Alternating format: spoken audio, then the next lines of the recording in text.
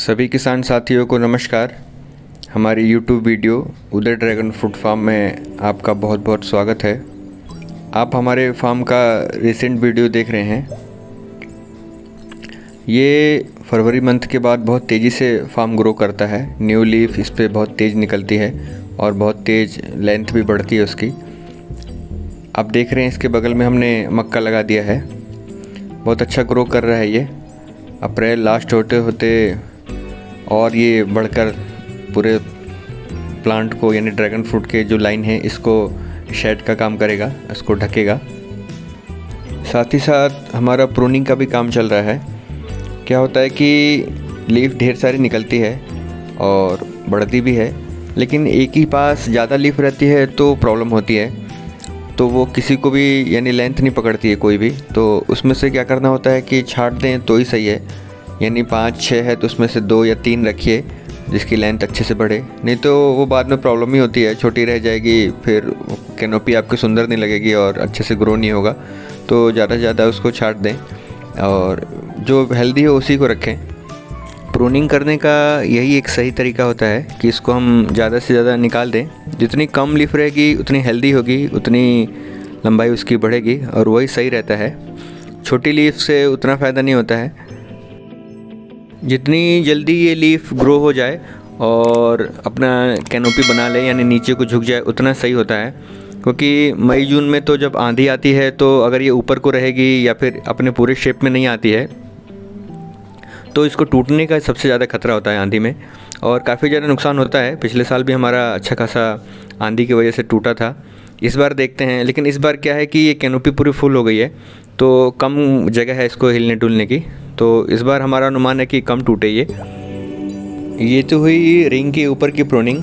अभी हम mother plant में अगर देखें तो इसकी भी प्रूनिंग हम करते रहते हैं। कम से कम 2 से 3 बार अभी तक हम प्रूनिंग कर चुके हैं, लेकिन ये कंटिन्यू निकलते जाता है। जब फ्रूट सीजन स्टार्ट हो जाएगा तब जाके ये रुकेगा, और तब तक हमें हर बेड पर घूम घूम के ये देखना होता है और ज़्यादा से ज़्यादा इसकी प्रूनिंग करके साफ़ रखते हैं। एक काम हमने और स्टार्ट किया है अपने फार्म पे। ये जो लीफ है अब ये इसको हमने नीचे मोड़ना स्टार्ट किया है, यानी इसको एक तरह से शेप देना स्टार्ट किया है। ये जो ऊपर को जाती है हवा तेज़ चलनी स्टार्ट हो गई है हमारे यहाँ पे, तो आंधी का खतरा बना रहता है। तो हम कुछ कुछ पिलर्स पे इनको नीचे की तरफ मोड़ने का प्रयास करते हैं, क्योंकि अभी ये नाजुक है। इसको ग्लव्स पहन के दोनों हाथों में, और हम कोशिश करते हैं कि इसको हल्का शेप दिया जाए नीचे की तरफ मुड़ने का, कि आसानी से नीचे मुड़े। जितनी ये ऊपर को खड़ी रहती है यानी रिंग से ऊपर की तरफ जा रही है 45 डिग्री, 70 डिग्री, 90 डिग्री, तो ये जो लीफ ऊपर को जा रही है इनका टूटने का सबसे ज़्यादा खतरा रहता है। अभी जब वो हम इसको नीचे की तरफ मोड़ रहे हैं तो इसको हल्का घुमा के, और इसके अंदर की जो वाइन होती है यानी इसके अंदर जो लकड़ी कहते हैं आम भाषा में, वो जो मुलायम होती है अभी, तो उसका एक घुमाने का तरीका होता है जिससे कि हम इसको आसानी से एक शेप दे सकें। और एक टाइमिंग होती है इसकी जिस समय ये अंदर की वाइन नरम होती है, थोड़ी बहुत मुड़ भी जाए तो वो अंदर से मैच्योर हो जाती है। तो इसको हम नीचे की तरफ मोड़ लें तो हमारी कैनोपी बन जाएगी और ज़्यादा से ज़्यादा आंधी में टूटने से बचेगा भी, यानी इसके हम टूटने के परसेंटेज को कम कर सकते हैं। इसको दबाने का एक तरीका और होता है, पत्ते को चपटा कर दीजिए, यानी 3 भाग में है तो उसको चपटा करके उसके बाद मोड़िए तो वो भी बहुत आसानी से मुड़ जाता है। तो ये अपने फार्म पे आप प्रैक्टिस कर सकते हैं। जब तक वाइन अंदर की नाजुक है बहुत आसानी से मुड़ेगा, हार्ड होने के बाद फिर नहीं मुड़ता है, फिर टूटने का ज़्यादा खतरा रहता है। अगला टॉपिक है हमारा न्यू लीफ। न्यू लीफ बहुत ज़बरदस्त काम करता है ड्रैगन फ्रूट की खेती के लिए। प्राइमरी न्यूट्रिएंट्स की बात हो, सेकेंडरी न्यूट्रिएंट्स की बात हो या माइक्रो न्यूट्रिएंट्स की बात हो, और भी ढेर सारे घटक है इसमें जो ड्रैगन फ्रूट की खेती में बहुत शानदार काम करता है। लास्ट टाइम हमारी बडिंग अप्रैल लास्ट से ही आ गई थी, क्योंकि उस साल बारिश आ गई थी। इस बार भी धुंध बना पड़ा है, तो हो सके तो बारिश आ सकती है। ये देखिए इसकी क्वालिटी। पहले ये थोड़ा मोटे दाने में आता था, अभी ये इसके दाने पतले हो गए हैं। हमने अपना पूरा स्टॉक मंगा लिया है अभी फ्रूट सीजन स्टार्ट करने के लिए। आप भी अपना स्टॉक मंगाना चाहें तो जल्दी से मंगा सकते हैं, क्योंकि ज़्यादा टाइम नहीं है अब बडिंग आने में। हमारे पौधे को ज़रूरत पड़ने वाले सारे घटक और न्यूट्रिएंट्स इसमें अच्छी मात्रा में अवेलेबल हैं। और अगला ये हमारे मिट्टी के पीएच लेवल को बहुत अच्छे से मेंटेन रखता है। प्राइमरी न्यूट्रिएंट्स की अगर इसमें बात करें तो नाइट्रोजन, फास्फोरस, पोटेशियम अवेलेबल है। सेकेंडरी न्यूट्रिएंट्स में देखें तो कैल्शियम, मैग्नीज और सल्फ़र अवेलेबल है। माइक्रो न्यूट्रिएंट्स की बात करें तो iron, manganese, zinc, boron, silicon, copper available रहता है इसमें। यह बहुत सारे ग्रोथ हार्मोन्स को उपलब्ध कराता है पौधे को। यह सभी प्रकार के न्यूट्रिएंट्स जड़ों से प्राप्त करता है और पौधे की सूक्ष्म क्षमता को बढ़ाता है। पौधे को भोजन लेने की, ग्रैब करने की क्षमता को बढ़ाता है ये। और पौधे में देखें तो कीट प्रतिरोधी क्षमता को बढ़ाता है, यानी कीट इस पे कम लगते हैं। आपको यदि ये खाद चाहिए हो तो नीचे दिए हुए व्हाट्सएप नंबर पे कांटेक्ट कर सकते हैं कंपनी से। फ्रूट्स में आप देख सकते हैं सभी प्रकार के फ्रूट्स में आप इसको यूज़ कर सकते हैं। वेजिटेबल्स यानी सब्जियां जो किसान उगा रहे हैं उसके लिए भी अच्छा है ये।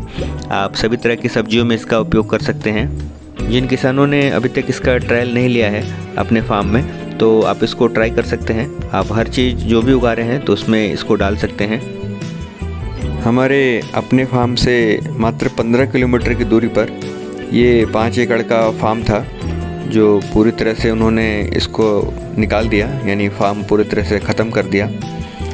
दिक्कत यही थी कि वैरायटी वाली बात थी। हमारे एरिया में कौन सी वैरायटी चलेगी, बाहर से पौधे तो आ जा रहे हैं, लेकिन ये एरिया में यानी हमारे एरिया में 10 महीने तो पौधा बहुत अच्छा चलता है, लेकिन दिसंबर, जनवरी ये महीना जो ऐसा होता है, जो ठंड बहुत पड़ती है यहाँ पर, उसमें ये वैरायटी बहुत अच्छे से ग्रो नहीं कर पाई, हमारा ऐसा मानना है।